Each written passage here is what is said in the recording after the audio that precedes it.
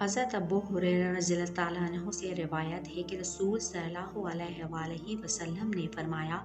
روزہ رکھا کرو، تندرست رہا کرو گے، اور روزے سے جس طرح ظاہری و باطنی مضرات ظاہر ہوتی ہیں، اسی طرح اس سے ظاہری و باطنی مسرت حاصل ہوتی ہے۔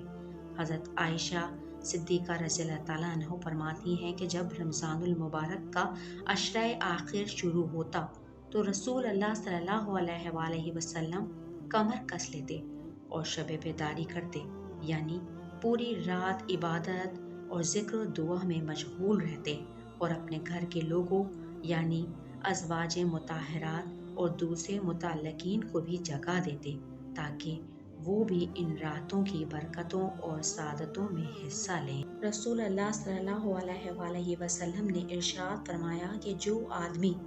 سفر وغیرہ کی شرعی رخصت کے بغیر اور بیماری جیسے کسی عذر کے بغیر رمضان کا ایک روزہ بھی چھوڑے گا، وہ اگر اس کے بجائے عمر بھر بھی روزے رکھے تو جو چیز فوت ہو گئی وہ پوری ادا نہیں ہو سکتی۔